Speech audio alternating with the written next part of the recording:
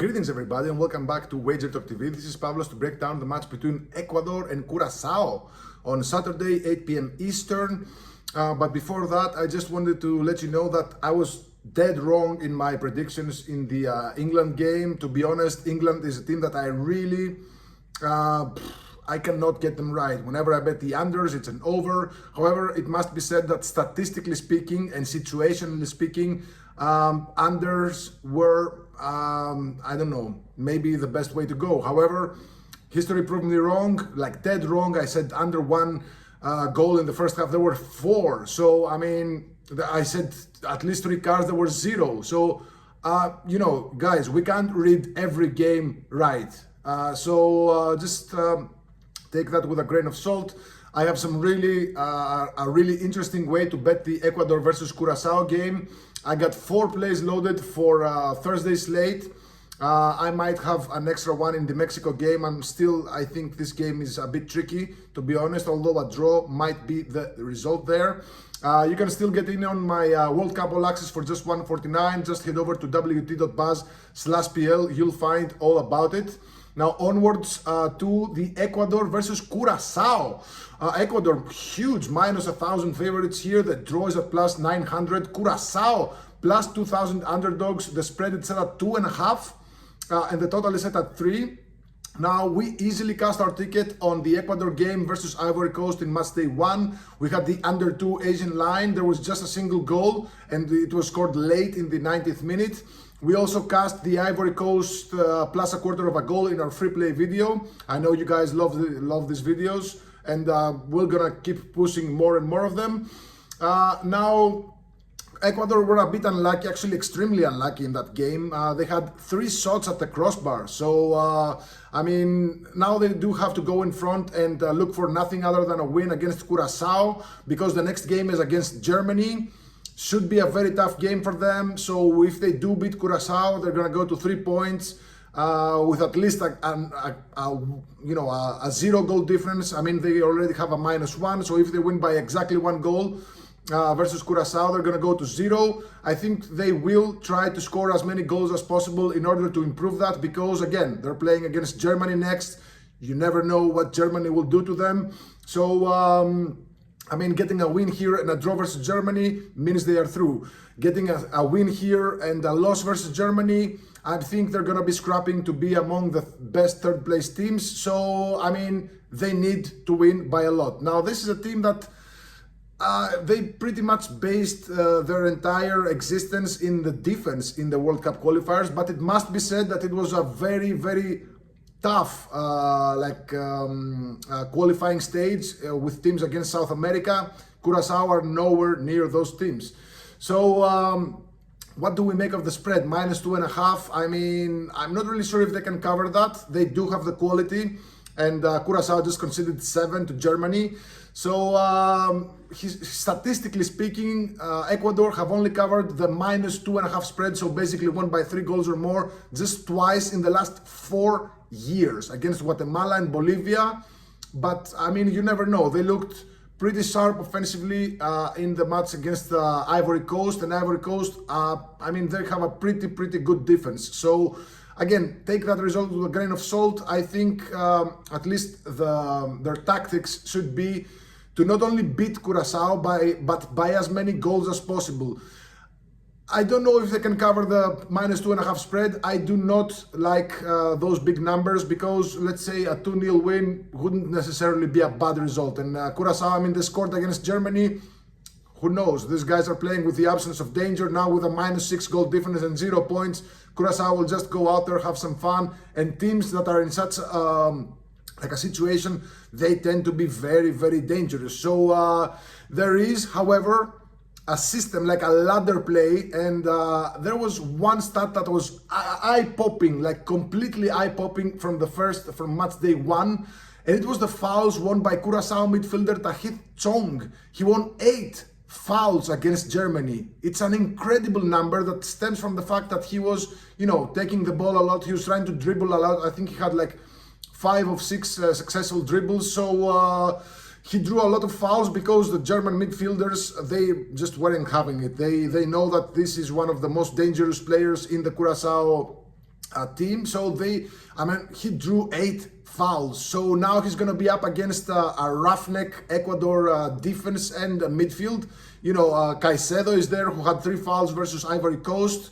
Maybe I'll have a couple of props on Ecuador's players to foul, but I think the best value lies in taking Tahith Chong to be fouled at least 3 times. Now, this is at the odds of plus 120. So, this is a great opportunity to ladder Chong's fouls won. So here is our tactic for this game. I think definitely the first one is going to be in my card for Sunday, but I might add the other ones as well. Now, here's what we're going to do. Tahith Chong 3+ fouls won is now at plus 120. Let's say 2 units on that one. Tahith Chong 4+ fouls won is plus 300. Let's say half a unit on that one. Tahith Chong 5+ fouls won is plus 800. So let's say a quarter of a unit there. So basically we're investing 2.75 units on this ladder. So if he gets fouled exactly 3 times, we make a profit of plus 165 units. If he gets fouled exactly 4 times, we make a profit of plus 3.65 units. And if he gets fouled exactly 5 times or more, we make a profit of plus 5.9 units out of a 2.75 unit investment. So needless to say, you can still move up the ladder. To be fouled 6+ times is plus 1800. So, I find this as a very safe way to bet this game. Ecuador's midfield and defense, they will try to lock Chong out, who again, he won 8 fouls against Germany. He had 5 of 6 successful dribbles. He gets the ball a lot. He tries to run, and I think Ecuador, if they concede goals against Curaçao, if they concede, it's probably gonna be very tough for them to qualify. So I think they're just gonna lock him out. Again, Caicedo had 3 fouls versus Germany. I'm not really sure who starts in the side of Caicedo, because they do like to have a pivot of 2 defensive midfielders, but I see a lot of fouls, but I see Chong drawing a lot of fouls against Ecuador here. Again, they're going to try to lock him out. He won 8 versus Germany. To get 3+ fouls won at plus money, you can just bet that one at plus 120.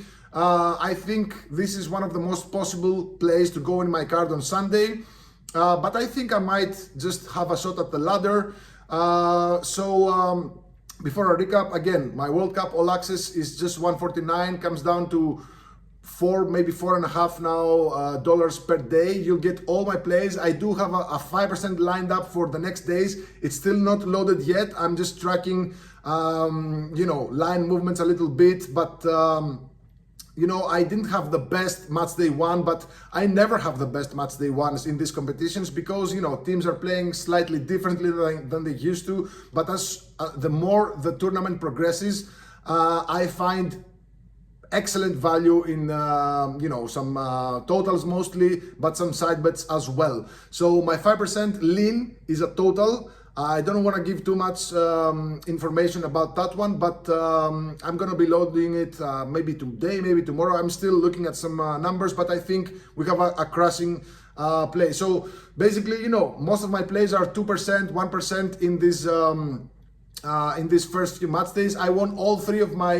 biggest bets, the 5% in Norway, the 4% in the cards, 3% yesterday with Colombia team total. So my biggest plays are winners. I just double a bit too much. I'm trying to cut it down in those like 1% plays, 2% plays, but you have to keep in mind, from a 1 to 5 unit scale, all my best bets, like my strongest bets, have been winners. So 3-0 with those.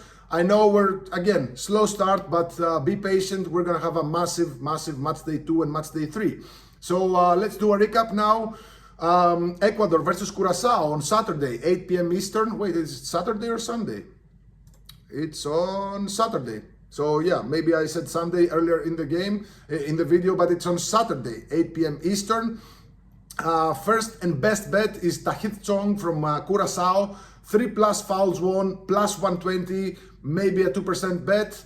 And if you want a ladder, Chong 4 plus fouls won plus 300, maybe half a unit on that one. And Chong 5 plus fouls won plus 800, maybe a quarter unit on that one. So again, basically we're investing 2.75 units. If he gets fouled 3 times, we make a profit of plus 165. 4 plus times, we make a profit of 3.65. And if he gets fouled 5 plus times, oh my God, we make a profit of plus 5.9 units. So I think this is one of the best ways to bet this game. Again, I do not like the spread. I do not like the total.